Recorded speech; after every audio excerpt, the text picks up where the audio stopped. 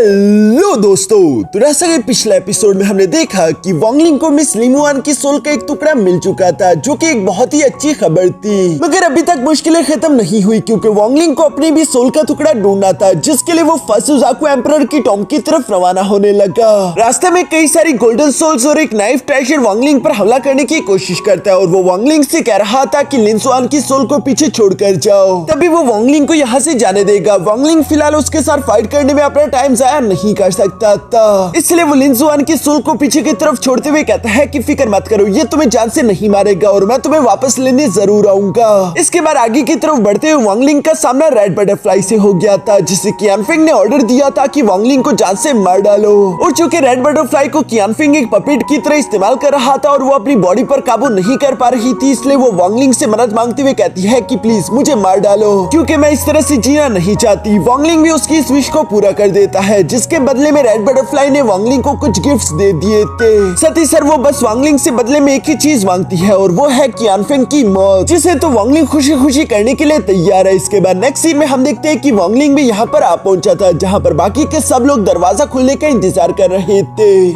अब आगे तो नेक्स्ट एपिसोड की शुरुआत यहाँ पर बिल्कुल उसी सीन से शुरू होती है, जहाँ पर हम देखते हैं कि वांगलिंग एक कूल एंट्री के साथ यहाँ पर आ पहुंचा था। सब लोग ही वांगलिंग को यहाँ पर देखकर शॉक हो जाते हैं। कियानफिंग को तो यकीन नहीं आ रहा था कि रेड बटरफ्लाई से वांगलिंग बचकर यहाँ कैसे आ गया, जबकि ब्रदर जाऊ ताई को तो वांगलिंग को यहाँ पर देखकर काफी ज्यादा खुशी हुई। दूसरी तरफ हम देखते हैं कि मास्टर यूनक्यूजी भी वांगलिंग को देखकर खुश होते हुए सामने की तरफ बढ़ गया, और वो वांगलिंग के सामने आते हुए कहता है कि वांगलिंग, हम लोगों की मुलाकात कई अरसे बाद हुई, तुमने अपनी कल्टीवेशन काफी हद तक इंप्रूव कर ली है। वांगलिंग को मास्टर यूनक्यूजी के स्माइल से समझ आ रहा था कि जरूर मास्टर यूनक्यूजी को मुझसे कुछ चाहिए, इसलिए हम देखते हैं कि वांगलिंग मास्टर यूनक्यूजी का शुक्रिया अदा करने लगा। साथ ही सर वो फौरन मास्टर क्यूजी के 99 वुड कार्विंग्स अपने पास से निकालते हुए यहाँ मास्टर यूनक्यूजी के हवाले करते हुए उनसे कहता है कि मैंने पास में आपसे वादा किया था और आपकी गाइडेंस के बदले में अपना वादा पूरा कर रहा हूँ। ये कहते ही मास्टर यूनक्यूजी को भी याद आ जाता है, जिसने वांगलिंग से कहा था कि तुम मेरा स्ट्रा हार्ट मैजिकल वेपन रख सकते हो, और साथ ही साथ गॉड बनने के बाद तुम्हें मेरे लिए इस तरह के 99 वुड कार्विंग्स बनाने होंगे। और वांगलिंग ने भी यहाँ पर अपना वादा पूरा कर लिया था। वांगलिंग मास्टर यूनक्यूजी से कहता है कि मैं यहाँ पर बस सिर्फ अपने सोल के टुकड़े को लेने के लिए आया हूँ, मेरा और कोई भी इंटेंशन नहीं है। और ये कहती ही वांगलिंग सामने की तरफ बढ़ने लगा, जो सब देखकर जाऊ ताई को तो बहुत ही अजीब लग रहा था कि आखिर वांगलिंग मास्टर यूनक्यूजी के साथ ऐसा क्यों कर रहा है, उसे तो मास्टर यूनक्यूजी के साथ मिल जाना चाहिए। मगर दूसरी तरफ वांगलिंग को मास्टर यूनक्यूजी पर शक हो रहा था। वो अपने मन में सोच रहा था कि मास्टर यूनक्यूजी ट्रांसेंडेंट लेवल का कल्टीवेटर है, वो तो अपने कल्टीवेशन लेवल की पीक पर पहुंचना चाहता है, तो मुझे ये समझ नहीं आ रहा कि आखिर उसे सुजाकू टॉम के अंदर आने की क्या जरूरत थी। जरूर इसके पीछे मास्टर यूनक्यूजी का कोई ना कोई बड़ा मकसद होगा, जिसके बारे में फिलहाल किसी को भी मालूम नहीं। मास्टर यूनक्यूजी भी वांगलिंग को इग्नोर करते हुए वुडन कार्विंग्स अपने पास रख लेते हैं। यहाँ पर हम देखते हैं कि मिस लूमी की नजर भी वांगलिंग पर पड़ गई थी, और वो अपने मन ही मन में गुस्सा होते हुए कह रही थी कि वांगलिंग कमीने, तुम्हारी वजह से मेरा आर्टिस्टिक कॉन्सेप्शन करप्ट हो गया, मैं तुम्हें इसके लिए कभी भी माफ नहीं करूंगी, इसके लिए तो तुम्हें सिर्फ मौत की सजा ही मिलेगी। ये सब तो ठीक ही था, मगर तभी अचानक वांगलिंग की नजर उसी बुढ़ाऊ मास्टर पर पड़ जाती है, जिसके साथ बंदर भी मौजूद था, और उसे देखते ही अचानक से वांगलिंग के दिल ने जोर जोर से धड़कना शुरू कर दिया।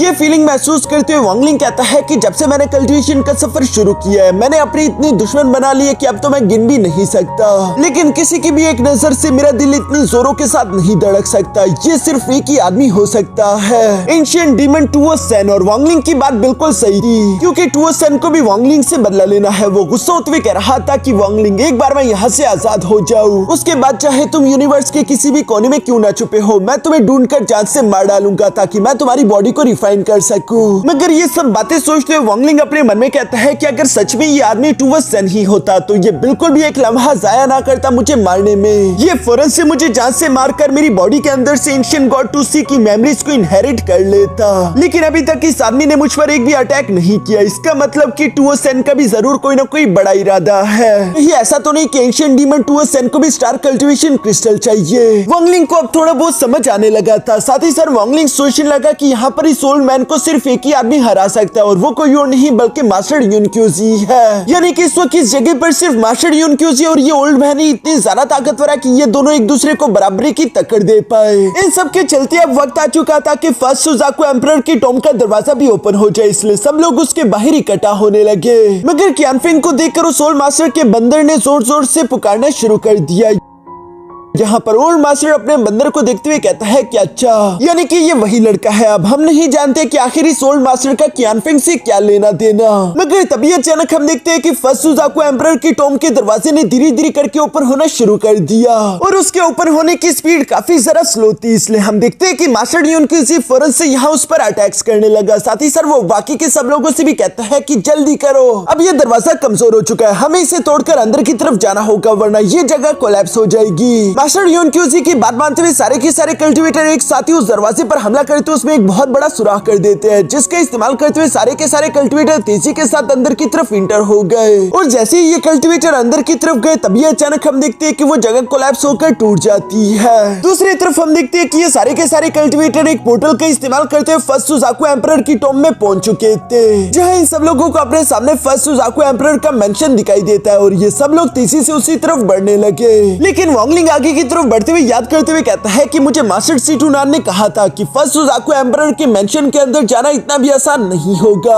और वांगलिंग की ये बात बिल्कुल सही निकली, क्योंकि तभी अचानक हम देखते हैं कि वहाँ पर एक बहुत ही सारा खतरनाक एनर्जी इन लोगों के सामने आ गिरी, जिसके प्रेशर के इफेक्ट के कारण सब लोग ही पीछे की तरफ दिखे लगे। सिर्फ वांगलिंग ही वक्त रहती फौरन से अपने फॉरबिडन फ्लैग को बाहर की तरफ निकालते उस एनर्जी को ब्लॉक कर देता है, जिसकी वजह से वांगलिंग को ज्यादा इफेक्ट नहीं हुआ। और मास्टर यून क्यूजी और वो ओल्ड मास्टर तो पहले ही काफी ज्यादा ताकतवर थे, इसलिए उन दोनों को भी ज्यादा फर्क नहीं पड़ा। मगर तभी अचानक हम देखते हैं कि उस एनर्जी के अंदर से एक बहुत बड़ा इमोर्टल कल्टिवेटर निकलकर बाहर आ गया, जिसे देखते हुए वांगलिंग समझ जाता है कि अच्छा, यहाँ पर इमोर्टल गार्ड फॉर्मेशन का इस्तेमाल किया गया है। इस जाइंट इमोर्टल का काम ही यह है कि ये फर्स्ट सुजाकू एम्परर की टॉम की हिफाजत करेगा और इसलिए हम देखते हैं कि वो अपनी तलवार से मास्टर यून क्यूजी पर एक जोरदार स्लैश अटैक लगा देता है, जिस स्लैश अटैक को तो उन्होंने एक फॉर्मेशन का इस्तेमाल करते हुए ब्लॉक कर दिया था। इसी वजह से हम देखते हैं कि वो इमोर्टल गार्ड अब मास्टर यून क्यूजी को नहीं रोकता और मास्टर यून क्यूजी सामने की तरफ चले गए। इसके बाद सेकंड बारी उस ओल्ड मास्टर की थी, जिस पर भी हम देखते हैं कि इस गार्ड ने एक जोरदार स्लैश अटैक लगा दिया था। मगर चूंकि दूसरी तरफ इस ओल्ड मास्टर के पास एंशिएंट डीमन टू सन की ब्लेसिंग थी, तो इसी वजह से उसकी पावर्स का इस्तेमाल करते हुए आसानी के साथ उस सेकंड स्लैश को ब्लॉक कर देता है। इसी वजह से वो भी आसानी के साथ अभी इस ट्रायल को पार करते हुए आगे की तरफ बढ़ गया। वांगलिंग ये सब होता हुआ देख रहा था। तभी अचानक हम देखते हैं कि जावू ताई और मिस जीसिन भी दोनों मिलकर आगे की तरफ बढ़ने की कोशिश करते हैं, मगर तभी अचानक उस इमोर्टल गार्ड ने जोरदार स्लैश अटैक उन दोनों पर चल दिया, जिससे टकराते हुए ये दोनों उड़ते हुए पीछे की तरफ आ गिरे। वांगलिंग भी इस अटैक से बचने के लिए पीछे की तरफ हट गया था और वो तेजी से मूव करते हुए जावू ताई को पकड़ लेता है। जावू ताई खून की उल्टी करते हुए वांगलिंग का शुक्रिया अदा करके कहता है कि ब्रदर वांगलिंग, मुझे बचाने के लिए शुक्रिया। वैसे मैं और जीसी ने एक स्नीक वाटर एस्केप टेक्निक का इस्तेमाल कर रहे थे, लेकिन लगता है कि उसका कोई फायदा नहीं, ये इमोर्टल गार्ड हमें आगे जाने नहीं देगा। दूसरी तरफ वांगलिंग ये बातें सुनकर उस इमोर्टल गार्ड की तरफ देखते हुए कहता है कि इसकी बॉडी पर जायंट गोल्डन आर्मर है, जो कि इससे मरने से प्रोटेक्ट करेगा। यानी कि इसका सिर्फ एक ही मतलब हो सकता है, अगर कोई भी फर्स्ट सुजाकू एम्परर के मेंशन के अंदर जाना चाहता है तो उसे इस इमोर्टल गार्ड के एक स्लैश अटैक को ब्लॉक करना होगा, जो कि इस बात को साबित करेगा कि वो मेंशन के अंदर जाने के काबिल है और उसके बाद ही वो मेंशन के अंदर इंटर हो सकता है, वरना अंदर जाने का दूसरा कोई रास्ता नहीं। यहाँ पर जब वांगलिंग ये सब सोच रहा था तभी अचानक कीनफेंग सामने की तरफ आते हुए कहता है कि ब्रदर ज़ेंगन्यू, अब तक तो तुम्हें समझ आ चुका होगा इस इमोर्टल गार्ड की तलवार ट्रांसेंडेंट लेवल के अटैक्स को जनरेट कर सकती है, जिसे अकेले अकेले तो हम नहीं ब्लॉक कर सकते। तो इसलिए क्यों ना तुम, मैं और मिस ल्यूमी हम तीनों मिलकर काम करें, इस तरह से हम उस अटैक को ब्लॉक करते हुए आगे की तरफ निकल पाएंगे। जावू ताई कीनफेंग की ये बातें सुनकर वांगलिंग से कहता है कि जरा संभल कर, ये दोनों बहुत ही चालाक है, जरूर इसमें इसकी कोई ना कोई चाल होगी। दूसरी तरफ वांगलिंग भी इन दोनों की तरफ देखते हुए समझ गया था कि जावू ताई बिल्कुल सही कह रहा है, लेकिन फिर भी वांगलिंग जवाब देते हुए कहता है कि अच्छा ठीक है। ये सुनकर तो ब्रदर कीनफेंग काफी जरा खुश हो गया था। वो वांगलिंग से कहता है कि चलो ठीक है वांगलिंग, फिर हम दोनों आगे बढ़कर पहले उस तलवार का सामना करेंगे, जबकि मिस ल्यूमी हमें सपोर्ट करने के लिए हमारे पीछे पीछे आएगी। इस पर वांगलिंग जवाब देते हुए कहता है कि मेरे पास इससे भी बेहतर आइडिया है, मैं खुद अकेले जाकर सामने उस तलवार का मुकाबला करूंगा, जबकि तुम दोनों मेरे पीछे आ सकते हो। जो सुनकर तो ब्रदर कीनफेंग और मिस ल्यूमी और भी जरा खुश हो गए थे और वो वांगलिंग को फॉलो करने लगे। रास्ते में चलते हुए ब्रदर कीनफेंग अपने मन में कह रहा था कि ज़ेंगन्यू कुछ ज्यादा ही एरोगेंट हो रहा है। उसे लगता है कि वो सोल ट्रांसफॉर्मेशन के अर्ली स्टेज में इतनी आसानी के साथ उस सोल अटैक का मुकाबला कर पाएगा। मुझे लगता है कि ज़ेंगन्यू की ये एरोगेंसी उसके 1 बिलियन सोल फ्लैग की वजह से होगी। अगर वो ट्रेजर मेरे हाथों में आ जाए तो सोचो उससे मुझे कितना सारा फायदा हो सकता है। यहाँ पर जब वो ये ख्याली पुलाव पका ही रहा था तभी अचानक सामने की तरफ मौजूद वो इमोर्टल गार्ड एक्टिव हो गया, जो कि फौरन से अपनी तलवार को हवा में उठा देता है और कई सारे छोटे स्लैश अटैक आसमान से नीचे की तरफ आने लगे। साथ ही सर हम देखते हैं कि वो इमोर्टल गार्ड अपनी तलवार का इस्तेमाल करते हुए एक बहुत बड़ा स्लैश अटैक वांगलिंग पर भी चल देता है। जिस अटैक को अपनी तरफ आता हुआ देखकर वांगलिंग ने फौरन से अपने 1 बिलियन सोल फ्लैग को बाहर की तरफ निकाल लिया था, लेकिन दूसरी तरफ कियानफेंग तो ये देखकर जोर जोर से हंसने लगा और वो फौरन से अपने हाथ में एक अटैक जनरेट करके वांगलिंग की तरफ बढ़ते हुए कहता है कि ज़ेंग न्यू मैं आ रहा हूँ। दूसरी तरफ मिस ल्यूमी ने भी गुस्से से अपनी तलवार बाहर निकाल ली थी और वो गुस्से होते हुए कह रही थी कि ज़ेंग न्यू मरने के लिए तैयार हो जाओ। अब वांगलिंग के लिए एक नहीं बल्कि दो प्रॉब्लम्स थी। सामने की तरफ से वो जायंट स्लैश अटैक आ रहा था और पीछे की तरफ से ये दोनों भी वांगलिंग पर हमला करने के लिए आगे की तरफ बढ़ रहे थे, मगर वांगलिंग को जरा से भी फिक्र नहीं होती और हम देखते हैं कि उसने फौरन से इमोर्टल जेड पगोड़ा आर्टिफैक्ट को बाहर की तरफ निकाल लिया था, जिसके अंदर से मास्टर ज़ावी की डिवाइन सेंसेस बाहर की तरफ निकल आई और वो आसानी के साथ ही स्लैश अटैक को एक ही हाथ से ब्लॉक कर देता है, जो देखकर कियानफेंग हैरान होते हुए कहता है कि आखिर ऐसा कैसे हो सकता है, ये तो एक एसेंडेंट लेवल की डिवाइन सेंस है। दूसरी तरफ चूंकि वो स्लैश अटैक हवा में रुक चुका था तो वांगलिंग को मौका मिल गया कि वो तेजी के साथ आगे की तरफ निकल जाए और जैसे ही वांगलिंग सेफ लोकेशन में पहुंचा वो यहाँ मास्टर ज़ावी की डिवाइन सेंस को गायब कर देता है, जिसकी वजह से वो स्लैश अटैक कियानफेंग और मिस ल्यूमी की तरफ बढ़ने लगा। ये देखकर वो दोनों ही घबराते हुए अपनी जान बचाकर पीछे की तरफ भागने लगते हैं, लेकिन दूसरी तरफ वांगलिंग उन्हें इतनी आसानी के साथ जाने कैसे दे सकता है। वांगलिंग ने फौरन से यहाँ पर कई सारे अपने वुडन कार्विंग स्टैचूज बाहर की तरफ निकालते उनकी पावर से कियानफेंग और मिस ल्यूमी को जकड़ लिया था, जिसकी वजह से वो दोनों सामने की तरफ से मूव नहीं कर पाए और ये स्लैश अटैक जाकर उनसे टकरा गया और इसी से हिट होते हुए वो दोनों पीछे की तरफ आ गिरे, जहाँ जख्मी हालत में उन दोनों को वांगलिंग पर काफी सारा गुस्सा रहा था, लेकिन आखिर वो दोनों वांगलिंग का क्या ही बिगाड़ सकते हैं। दूसरी तरफ ये काम करने के बाद हम देखते हैं कि वांगलिंग फौरन से फर्स्ट सुजाकू एम्परर के मेंशन की तरफ चला गया, जहाँ पर आते ही वांगलिंग पूरी जगह को स्कैन करता है और उससे सामने की तरफ हॉल में एक स्टैचू दिख गया था, जिसे देखते हुए वांगलिंग समझ गया था कि यकीनन ये फर्स्ट सुजाकू एम्परर का ही स्टैचू है, जिसके हाथ में एक लाइट बॉल थी और उसे देखते हुए वांगलिंग अपने मन में कह रहा था कि क्या यही है स्टार कल्टीवेशन क्रिस्टल। लेकिन मुझे समझ नहीं आ रहा कि आखिर मास्टर ड्यून क्यूजी और वो ओल्ड मास्टर कहाँ पर चले गए, उन दोनों में से किसी ने अभी तक स्टार कल्टीवेशन क्रिस्टल को हासिल क्यों नहीं किया। वांगलिंग अभी ये सब सोच ही रहा था कि तभी अचानक उसे मास्टर ड्यून क्यूजी की आवाज सुनाई देती है, जो कि कह रहा था कि वांगलिंग ये तुम हो ना, अच्छा हुआ कि तुम भी यहाँ पर आ गए, चलो जल्दी से आगे आकर मेरी मदद करो। ये आवाज सुनती वांगलिंग फौरन से तैयार होते हुए अपने 1 बिलियन सोल फ्लैग को बाहर की तरफ निकाल लेता है, साथ ही साथ वो टेलीपोर्ट होते हुए फौरन से मेन हॉल में आ चुका था, जहाँ पर आते साथ ही वांगलिंग को फर्स्ट सुजाकू एम्परर के स्टैचू के सामने एक ब्लैक कलर का फोग देखने को मिलता है, साथ ही चारों तरफ काफी ज्यादा तोड़फोड़ भी हुई थी, जबकि लेफ्ट की तरफ जख्मी हालत में मास्टर ड्यून क्यूजी भी मौजूद था, जो कि वांगलिंग को देखते हुए कहता है कि वांगलिंग इसका मतलब कि मैंने तुम्हें सही पहचाना था, तुम ही हो वो तीसरे इंसान जो कि यहाँ पर आ पाए। वांगलिंग मास्टर ड्यून क्यूजी की बातें सुनते उनसे सवाल करके पूछता है कि मास्टर ड्यून क्यूजी क्या इस ब्लैक फोग के अंदर वही इंसान मौजूद है जो कि आपके बाद अंदर की तरफ आया था। इस पर मास्टर ड्यून क्यूजी जवाब देते हुए कहता है कि हाँ तुम बिल्कुल सही समझे, असल में इस बुढ़ाओ के अंदर किसी और की कॉन्शियसनेस का एक छोटा सा टुकड़ा मौजूद है और परेशान होने वाली बात तो यह है कि सिर्फ इतने छोटे से कॉन्शियसनेस के टुकड़े के बावजूद भी इस आदमी का पावर लेवल एसेंडेंट लेवल तक पहुंच चुका। तो सोचो कि इस पपेट के पीछे जो बंदा है वो खुद कितना ज्यादा डेंजरस होगा। मैं और ओल्ड मैन जब यहाँ पर आए थे तो हम दोनों के दरमियान एक खतरनाक फाइट शुरू हो गई, जहाँ मैंने बहुत ही मुश्किल से कैसे तैसे करके सिर्फ उसे सील कर दिया। ये सारी बातें सुनने के बावजूद भी वांगलिंग को मास्टर ड्यून क्यूजी पर शक हो रहा था और वो अपने मन में कह रहा था कि ये मामला इतना ज्यादा सिंपल नहीं लग रहा, जरूर मास्टर ड्यून क्यूजी 2SN के बारे में इससे भी ज्यादा जानता है, जो इन्फॉर्मेशन उगलवाने के लिए मुझे मास्टर ड्यून क्यूजी को अपने जाल में फंसाना होगा, वरना वो इस तरह से मुझे ये इन्फॉर्मेशन नहीं देगा। यहाँ दूसरी तरफ हम देखते हैं कि मास्टर ड्यून क्यूजी भी खुद की एनर्जी रिकवर करते हुए वांगलिंग से कह रहा था कि वांगलिंग मैं काफी बुरी तरीके से इंजर्ड हो चुका हूँ, इसलिए स्टार कल्टीवेशन क्रिस्टल को हासिल करने में मेरी मदद करो, ये बहुत ही ज्यादा जरूरी है मेरी इमोर्टल ग्रेवयार्ड क्लैन के लिए और तुम्हारे बाकी सारे इमोर्टल्स की जिंदगी बचाने के लिए हमें इस स्टार कल्टीवेशन क्रिस्टल को कोलैप्स होने से बचाना होगा। ये सब कहते हुए मास्टर ड्यून क्यूजी के मुंह से खून की उल्टियां होने लगी, जो सुनकर वांगलिंग भी अपने 1 बिलियन सोल फ्लैग को अंदर की तरफ रख लेता है। इसके बाद उसे सामने की तरफ वही ब्लैक फोग दिखाई दे रहा था जिसके अंदर वो ओल्ड मैन फंसा हुआ है, इसलिए वांगलिंग पहले ही मास्टर ड्यून क्यूजी से सवाल करते हुए कहता है कि मास्टर ड्यून क्यूजी मैं सच में जानना चाहता हूँ कि इस ब्लैक फोग के अंदर फंसा हुआ ये ओल्ड मास्टर है कौन और इनसे आखिर आपका क्या रिलेशन है। जब तक आप मुझे सब कुछ नहीं बता देते मुझे नहीं लगता कि मैं आपकी मदद करने के लिए आगे बढ़ पाऊंगा।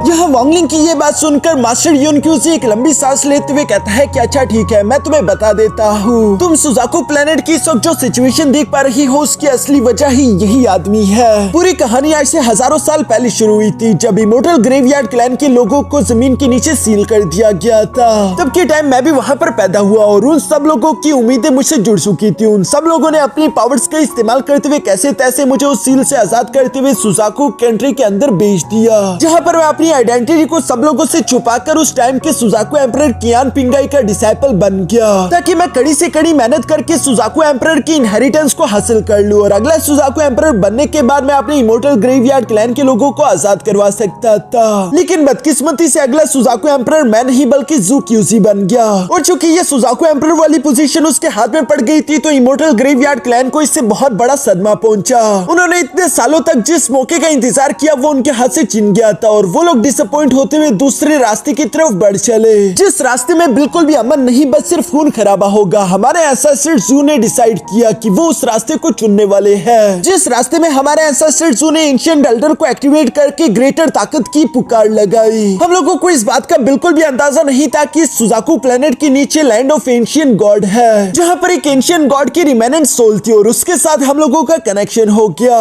जिसका नाम टुओसेन था। उसने हमारे एंसेस्टर की पुकार सुन ली थी और उसने हमारे एंसेस्टर को ब्रेक थ्रू करवाकर एक 12 लीफ शमन बना दिया, जिसकी वजह से एंसेस्टर ज़ू की ताकत इतनी ज्यादा बढ़ चुकी थी कि वो सुजाकू एम्परर की सील को ब्रेक कर पाए। और चूंकि एंसेस्टर ज़ू टुओसेन की उस डिमोनिक शक्तियों की वजह से पागल हो चुके थे तो उन्होंने इस जंग की शुरुआत कर दी, जिस ग्रेट वॉर के अंदर तुम खुद ही देख पा रहे हो कि कितने सारे इमोर्टल ग्रेवयार्ड क्लैन के लोग और साथ ही साथ इमोर्टल्स मारे जा रहे हैं। इवन कि अगर ये स्टार कल्टीवेशन क्रिस्टल टूट गया तो असेंडेंट लेवल से जितने भी कम कल्टीवेटर्स हैं वो सबके सब चुटकी में मारे जाएंगे। मुझे शुरू में तो समझ नहीं आया था, लेकिन अब मैं समझ चुका हूँ कि ये सारा के सारा प्लान उसी एंशिएंट डीमन टुओसेन का था। वो सब कुछ जानता रहा, उसने जानबूझकर ये जंग शुरू करवाई ताकि वो किसी तरीके से स्टार कल्टीवेशन क्रिस्टल को हासिल कर सके। ये सारी बातें सुनकर वॉन्गलिंग परेशान होते हुए अपने मन में कहता है कि टुओसेन ने स्टार कल्टीवेशन क्रिस्टल को हासिल करने के लिए इतनी लंबी प्लानिंग करी तो इसका सिर्फ एक ही मतलब हो सकता है, यकीनन टुओसेन स्टार कल्टीवेशन क्रिस्टल का इस्तेमाल करते हुए खुद को ब्लड सीज से आजाद करवा सकता है। और अगर टुओसेन ब्लड सीज से आजाद हो गया तो वॉन्गलिंग अच्छे से जानता है कि सबसे पहले टुओसेन वॉन्गलिंग को ही मारने के लिए उसके पीछे आएगा। यहाँ पर जब वॉन्गलिंग ये सब सोच रहा था तभी अचानक दूसरी तरफ मास्टर यून क्यूसी वॉन्गलिंग को इमोशनल ब्लैकमेल करते हुए कहता है कि मैं अपनी ताकत की आखिरी लिमिट पे पहुंच चुका हूँ, तुम अपनी डिवाइन सेंसेस का इस्तेमाल करते हुए मेरी कमजोरी को महसूस भी कर सकते हो, इसलिए मेरी मदद करो।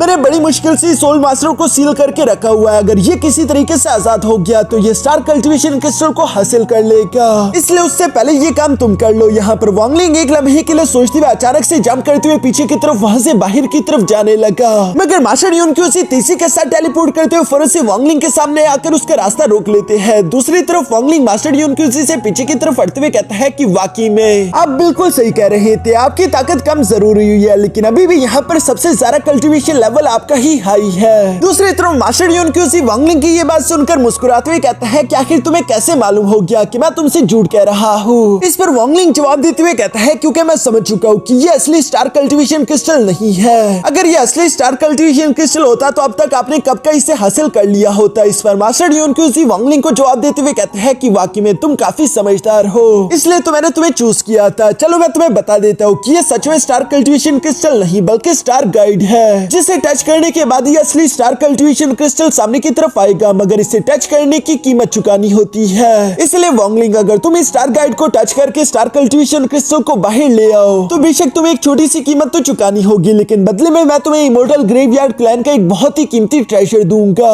जो सारी बातें सुनकर वॉन्गलिंग तेजी के साथ मूव करते हुए स्टार गाइड के पास आ गया था। मास्टर यून क्यूसी तो ये देखकर अपने मन ही मन में खुश होने लगा कि उसका प्लान काम कर रहा है, मगर दूसरी तरफ वॉन्गलिंग भी इतना बेवकूफ नहीं। वो यहाँ स्टार गाइड के पास आते हुए मास्टर यून क्यूसी से कहता है कि मास्टर, मैं जानना चाहता हूँ कि आपने जो मुझे स्ट्रा है ट्रेजर दिया था उसे अच्छे से कैसे इस्तेमाल किया जा सकता है। वॉन्गलिंग की ये बात सुनकर मास्टर यून क्यूसी को गुस्सा तो आ रहा था, लेकिन वो फौरन अपने पास से एक चीट स्लिप निकालते हुए वॉन्गलिंग के हवाले कर देते हैं, जिसके अंदर स्ट्रा है ट्रेजर को इस्तेमाल करने की टेक्निक्स थी, जिसे वॉन्गलिंग ने डिवॉल्व कर लिया। इसके बाद हम देखते हैं कि वॉन्गलिंग स्टार गाइड की तरफ हाथ बढ़ाने लगा और अचानक वो बीच में रुक जाता है, जिस पर तो मास्टर यून क्यूसी के सब्र का पारा भाई हो रहा था। वो गुस्सा होते हुए कह रहा था कि तुम जानबूझकर मेरे सब्र का इम्तिहान ले रहे हो, जल्दी से उस स्टार गाइड को टच करो, क्योंकि अगर तुमने ऐसा नहीं किया तो मैं अब तुम्हें जान से मार डालूंगा, तुम मुझे बिला वजह गुस्सा दिला रहे हो। इस पर वॉन्गलिंग पीछे की तरफ मुड़ते हुए कहता है कि मास्टर यून क्यूसी, आपने मुझे काफी कुछ सिखाया है, मैं वैसे आपको नहीं मारना चाहता था, मैं तो बस सिंपली यहाँ पर आया था ताकि मैं अपने सोल के टुकड़े को हासिल करके सुजाकू प्लेनेट को छोड़कर हमेशा हमेशा के लिए यहाँ से चला जाऊं, लेकिन आप जानबूझकर मेरे रास्ते में आते हुए मुझे चोट पहुंचाना चाहते हैं, जो बात मुझे बिल्कुल भी बर्दाश्त नहीं। क्या लगता है कि मैं आप जैसे इंसान की बातों का इतनी आसानी के साथ यकीन कर लूंगा? मैं जानता हूँ कि अगर मैंने इस स्टार गाइड को टच किया तो इसे टच करते साथ ही फौरन मैं जान से मारा जाऊंगा, यही है इसकी इसकी कीमत। सही कहा ना मैंने इस पर। मास्टर यूनक्यूजी एक लंबी सांस लेते हुए कहता है कि हाँ तुमने सही कहा, बेशक तुम मारे जाओगे, लेकिन ये सोचो कि तुम्हारे मरने के बाद मैं स्टार कल्टीवेशन क्रिस्टल को रिपेयर कर दूंगा, जिससे यहाँ पर हजारों लाखों करोड़ों लोगों की जान बच जाएगी। ये कितना अच्छा काम है। इस अच्छे काम के लिए तो तुम्हें खुद की कुर्बानी देनी ही चाहिए। ये सुनकर वॉन्गलिंग अपने 1 बिलियन सोल फ्लैग को बाहर की तरफ निकालते हुए कहता है कि अगर ये काम आपको इतना ही अच्छा लगता है तो क्यों ना सीनियर आप मुझे स्टार कल्टीवेशन क्रिस्टल को रिपेयर करने की टेक्निक सिखा दो और उसके बाद आप खुद को ही सैक्रिफाइस कर दो ताकि ये अच्छा काम पूरा हो सके। यहाँ वॉन्गलिंग के हाथ में 1 बिलियन सोल फ्लैग को देखते हुए मास्टर यूनक्यूजी भी अपनी पावर्स को एक्टिवेट करते हुए गुस्से के साथ कहता है कि तुम्हें क्या लगता है कि इस सोल फ्लैग का इस्तेमाल करते हुए तुम मुझे हरा सकते हो? जिस पर वॉन्गलिंग मुस्कुराकर जवाब देते हुए कहता है कि हाँ मैं जानता हूँ कि मैं आपको नहीं हरा सकता, लेकिन यहाँ पर कोई और है जो कि आपका मुकाबला कर पाएगा। ये कहती वॉन्गलिंग एक एनर्जी अटैक तीसरी के साथ नीचे की तरफ मौजूद उस ब्लैक फोक पर चल देता है, जिसके अंदर वो कैद हुआ ओल्ड मास्टर आजाद हो जाता है। आजाद होती ही वो ओल्ड मास्टर यहाँ मास्टर यूनक्यूजी की तरफ देखते हुए कहता है कि लड़के तुम्हारी ये फॉर्मेशन स्किल्स तो वाकई में अच्छे हैं, जो कि तुमने शैडो सील का इस्तेमाल करते हुए मुझे ट्रैप कर लिया था,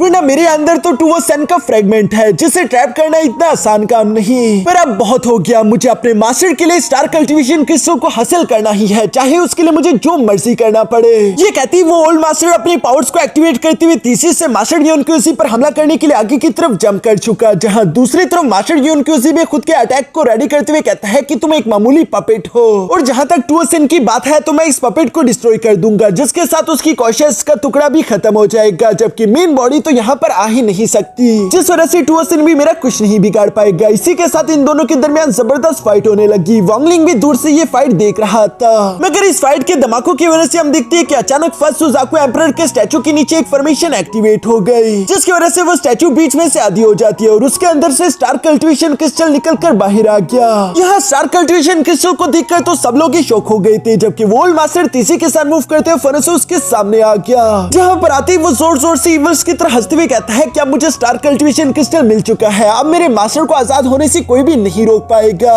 ये सब कहते हुए जैसे ही उस ओल्ड मास्टर ने स्टार कल्टीवेशन क्रिस्टल को टच करने की कोशिश की, अचानक से वो राख में बदल जाता है, जो देखकर तो मास्टर यूनक्यूजी और वॉन्गलिंग दोनों ही शॉक हो गए थे कि ये स्टार कल्टीवेशन क्रिस्टल तो कुछ ज्यादा ही डेंजरस है, क्योंकि इसे टच करती एक असेंडेंट लेवल का पपेट इतनी आसानी के साथ मारा गया। वॉन्गलिंग और मास्टर यूनक्यूजी जब यहाँ पर ये सब सोच रहे थे, तभी अचानक वो स्टार कल्टीवेशन क्रिस्टल तीसरी के साथ मूव करते हुए फौरन से यहाँ वॉन्गलिंग के माथे के अंदर घुस जाता है, जिसकी वजह से जब अगली बार वॉन्गलिंग की आंखें खुली तो वो खुद स्टार कल्टीवेशन क्रिस्टल के अंदर मौजूद था। ये जगह खुद में एक बहुत बड़े शहर जैसी दिखाई दे रही थी। तभी अचानक वॉन्गलिंग को पीछे से किसी की आवाज सुनाई देती है, जो कि वॉन्गलिंग को रेफर करते हुए कह रहा था कि क्या तुम अगले सुजाकू एम्परर बनने के लिए तैयार हो? जो सुनकर तो वॉन्गलिंग के भी कान खड़े हो गए और इसी सीन के साथ हमारा ये एपिसोड यहीं पर खत्म हो गया।